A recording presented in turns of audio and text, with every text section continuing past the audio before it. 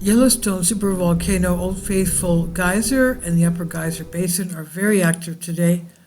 This is Old Faithful blowing, and you'll see the other geysers in the Upper Geyser Basin are very active as well. Old Faithful erupts every so often, but the other ones are always active. Now, Old Faithful is a cone geyser in Yellowstone National Park, Wyoming. It was named in 1870 during the Washburn-Langford Dome expedition and was the first geyser in the park to be named. It's a highly predictable geothermal feature and has erupted every 44 minutes to 2 hours since the year 2000.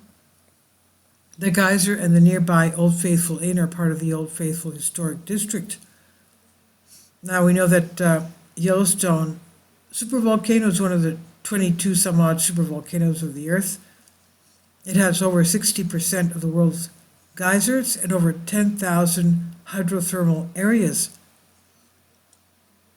It's one of the two active supervolcanoes in the United States. The other one is Long Valley Caldera in California. In the afternoon of September 18, 1870, the members of the Washburn-Langford Dome expedition traveled down the Firehole River from the Kepler Cascades and entered the Upper Geyser Basin. And the first geyser that they saw was Old Faithful. Nathaniel Langford wrote in his 1871 Scribner's account of the expedition, he said, "It spouted at regular intervals 9 times during our stay, the columns of boiling water being thrown from 90 to 125 feet at each discharge, which lasted from 15 to 20 minutes. We gave it the name of Old Faithful," is what he wrote in 1871. In the early days of the park, Old Faithful was often used as a laundry. Can you imagine? Old Faithful sometimes degraded by being made a laundry, and garments placed in the crater during quiescence are ejected, thoroughly washed when the eruption takes place. General Sheridan's men in 1882 found that linen and cotton fabrics were uninjured by the action of the water, but woolen clothes, of course, were torn to shreds. And the eruptions, more than 1 million eruptions have been recorded. Harry Woodward first described the mathematical relationship between the duration and intervals of the eruptions in 1938. Old Faithful is not the tallest or largest geyser in the park. Those titles belong to the less predictable Steamboat Geyser. The reliability of Old Faithful can be attributed to the fact that it's not connected to any other thermal features of the Upper Geyser Basin. Eruptions can shoot 3,700 to 8,400 gallons of boiling water at a height of 106 to 185 feet, lasting from 1.5 to 5 minutes. The average height of an eruption is 145 feet, and intervals between eruptions range from 34 to 125 minutes. Averaged 66.5 minutes in 1939, slowly increasing to average of 90 minutes apart since 2000, which may be the result of earthquakes affecting subterranean water levels. The disruptions have made earlier mathematical relationships inaccurate, but have actually made Old Faithful more predictable in terms of its next eruption. After the Bora Peak earthquakes in central Idaho in October 1983, the eruption intervals of Old Faithful were noticeably lengthened. The time between eruptions has a bimodal disruption, with the mean interval being either 65 or 91 minutes, and is dependent on the length of the prior eruption. Within a margin of error, plus or minus 10 minutes, Old Faithful will erupt either 65 minutes after an eruption lasting less than 2.5 minutes, or 91 minutes after an eruption lasting more than 2.5 minutes. This is according to Wikipedia. Now, you notice that everything is snowed over because, of course, it's winter. It's very high up in altitude there. Also, I didn't see any visitors at all on the boardwalks. The time is just before, basically a late afternoon before sunset. And this is running at double speed. But you can see that these geysers here, from what the geologists are saying, are not at all tied to the water system that is feeding Old Faithful eruptions. Okay, these things here have their own reservoir of water, and they're always giving off steam. These things here are always giving off steam. You can see behind there, on the elevation behind the first rows of level of trees, you have more geysers in the background. And they're pretty active, as you can see. So these things are going 24/7. Let's remember that volcanoes recycle water, and also we need them, of course, for carbon dioxide. One of the gases that volcanoes emit is carbon dioxide, which we need to warm our planet. Obviously, the steam that they're giving off is warming our planet. Well, it's going slow here because of the fact sometimes the camera just goes a little bit delayed.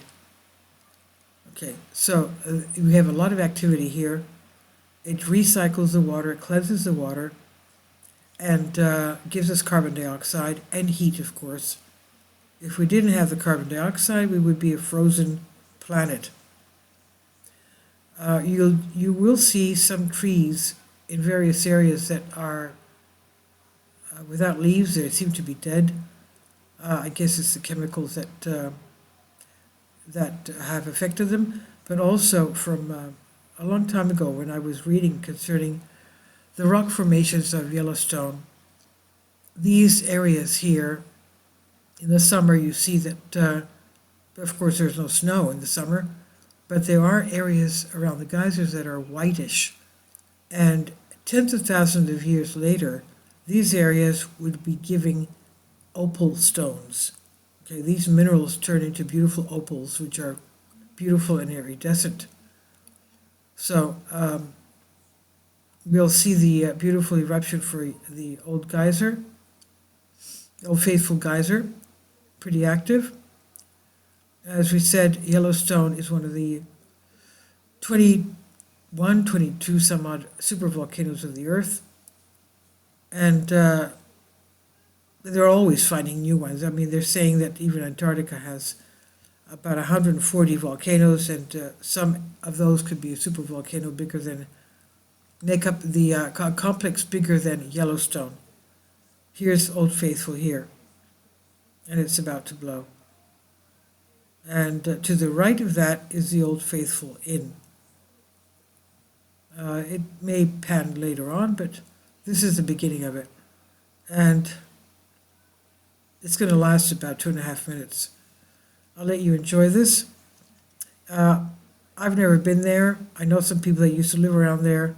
They say it was very cold in the winter. They had their own water supply and their own heating systems because of the fact that they needed it, obviously. So it must be a beautiful, lovely place. Beautiful place. Here it goes. It's just starting. So I'll let you enjoy it, and God bless you. Have a wonderful new year. God bless you with health and prosperity and joy and happiness. Please leave your comments. Thank you for your support. Please subscribe and share. Thank you.